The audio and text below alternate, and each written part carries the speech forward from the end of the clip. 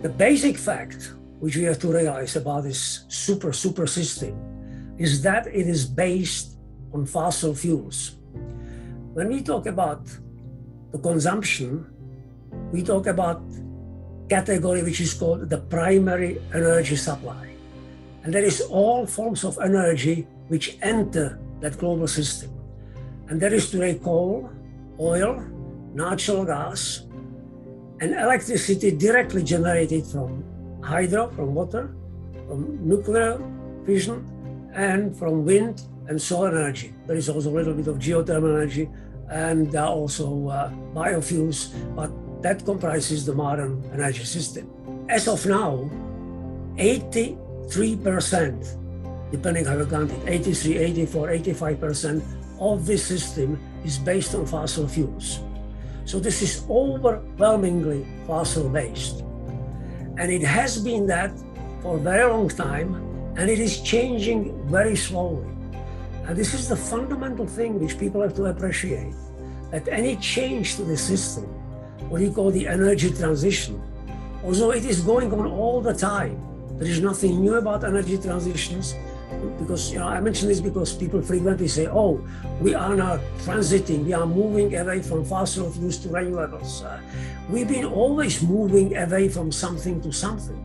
First, of course, we moved from traditional biomass, wood and charcoal and straw, to coal. And then from coal, we added oil and natural gas and hydroelectricity and then nuclear electricity. And now we are in renewables.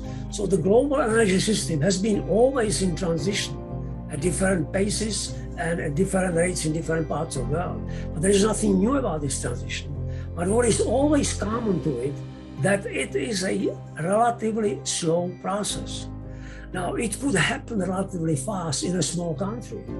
If you take Denmark, which is famous for its high reliance on wind energy, because it's open to these winds coming from the Atlantic Ocean across the North Sea, well, that's great. So Denmark, a small nation, which is smaller than Chicago, which is smaller than Toronto, which is smaller than a small part of a big Chinese city, could move from whatever it had to wind energy. Today, about close to half of all electricity in Denmark is generated by wind relatively rapidly.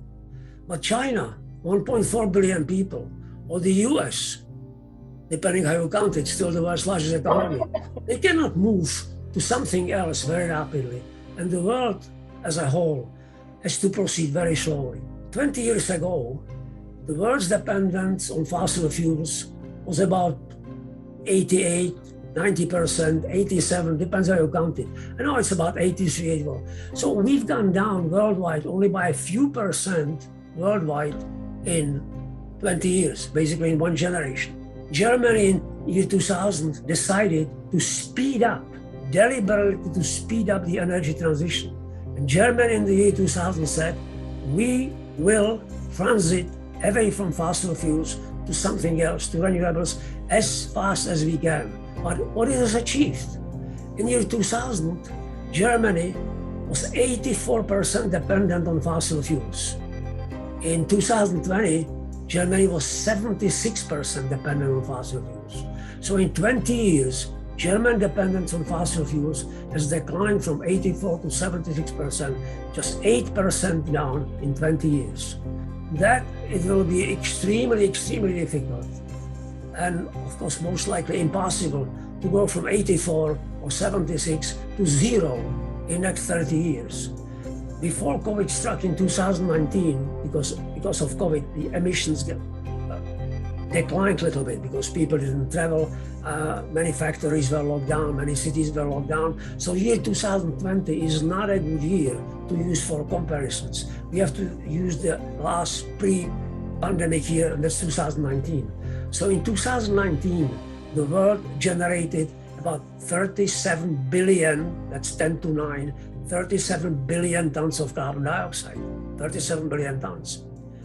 Now, even if we were to sequester, that is to capture and hide somewhere underground, so it's close to 4 billion tons. So we would have to develop a new industry capturing and condensing, most likely liquefying or pressurizing and putting underground a mass of 4 billion tons every year after year, but that still would get rid of only 10% of all emissions of year 2019. So again, it's an immense task.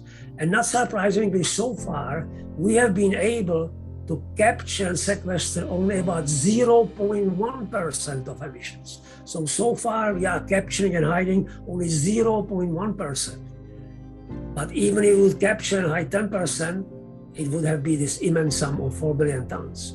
So the tasks and challenges are immense, no matter which way you take it. Changing into a new system or letting the carbon dioxide go out and then capturing it and sequestering it. We have never faced challenges on a scale like this before. We will make progress, many things will become cheaper, many techniques will become more affordable, but still, I will keep repeating it again and again, the challenge is unprecedented, it's immense.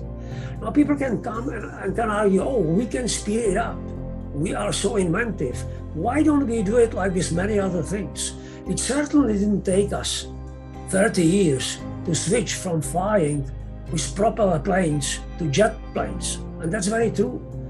Accomplishing the global energy transition is not like moving from landlines to cell phones or from propeller planes to jetliners. These are subsystems, these are small parts of complex systems. By moving from A to B was costly, was challenging, but was eminently technically doable because we already had all the means to do that. Once you invent and once you commercialize gas turbine, which is the jet engine, then you just simply make lots of copies of it, install it, and you fly.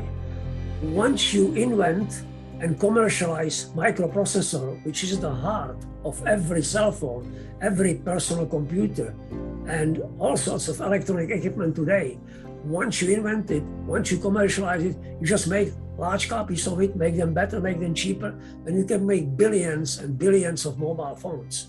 It's not easy, but technically it's very doable. But we do not have the techniques which will have to replace our fossil fuel at a commercial scale available right now. We just simply do not. As Bill Gates said several times, more than half of the techniques we will need to make the transition to non-fossil world, more than half have yet to be invented. And those which have been already invented, they have to be scaled to these immense scales of billions and billions of tons. So it's a different story to produce billions of cell phones, but every cell phone weighs only 100 or 150 grams. But it's a different story to replace 7 billion tons of coal, 4 and something billion tons of oil. So these replacements are on totally different scale. So no, we cannot do like we have done with jetliners or like we have done with cell phones. We cannot make this jump and do it in a decade or less. It's just impossible. Nor we can say, as many frequently people say, why don't we just simply concentrate on it and invest the money and do it? We've done it in the past. Kennedy said, let's go to the moon. And by 1969, Americans went to the moon. Why don't we say that the energy transition should be another moonshot? We just invest enough money into it and we'll do it. How much it would cost to move from fossil fuels to renewables, 100% of it? Nobody, of course, knows because of the immensity and complexity of the system. But we have some reasonably good estimates. One of the best one, and also one of the most recent one, is done by McKinsey, a famous consulting company. And these are conservative, these are economists, conservative people, these are kind of wide-eyed guesses. And their estimate is something on the order of 275 trillion, that's to 10 to 12, 275 trillion US dollars, okay, between 2022 and 2050. So basically that's about $10 trillion, 10 to $12 per year, $10 trillion. The global economic product these years is about 90 trillion. In 2019, before it dipped because of COVID, was about 90 trillion. So over the next 28 years, we would have to invest basically every year 10 or 11% of the global economic product into this transition. while the moonshot cost America about 0.5% of its gross domestic product. So this is totally incomparable. Moonshot costs us 0.5% of America's gross domestic product. McKinsey's conservative estimate of moving to total renewables by 2050 would cost the whole world 10% of the economic product every year. And you realize that perhaps rich countries could say, okay, we can afford it, although we've never engaged in anything like that, setting aside suddenly 10% of gross economic product. But can Egypt or can Zimbabwe or can Malaysia or can Paraguay or can Nigeria afford to set 10% to decarbonization when around the world, including in the countries I already named, there are 1 billion people who are hungry. There are 5 billion people who consume as little energy as Europe consumed in 1860, etc., etc. I just can't imagine that it will be possible. So the rich countries would have to help out the poor countries, which means that many rich countries would have to set aside 15, 20% of their gross economic product every year, year after year, for the next 28 years to get up to that net zero goal by 2050. So this is beyond daunting. This is totally unprecedented. So the arguments that replicating electronic advances or replicating the moonshot, they just don't hold any water. This is a very, very different beast. Now, of course, we can do many things, and we've been doing many things. We've been decarbonizing actually pretty steadily. People are surprised to hear that the most important component of decarbonizing, or components of decarbonizing global energy supply over past 40 years have not been the new renewables, not the wind and not the solar, but has been nuclear and hydroelectricity. Hydroelectricity, especially thanks to mass construction of the Chinese hydro plants, biggest in the world, including the Three Gorges plant and other plants in South China. And also nuclear electricity has fallen hard times in the Western world. New reactors have been still built in South Korea, in Japan before Fukushima, in China. And so the world is now getting about 10-11% of its electricity from nuclear. And combined electricity and nuclear electricity and hydroelectricity are still much more important than electricity from wind or from solar energy. So we've been moving in that direction. We've been also moving in the direction of decarbonization by switching from coal to natural gas. And this is something which is very, very important, because for the same amount of energy when you burn coal and same amount of energy when you burn gas, you generate 30, 35, 40% less carbon dioxide from natural gas than from coal. So we've been decarbonizing by turning to natural gas and moving away from coal.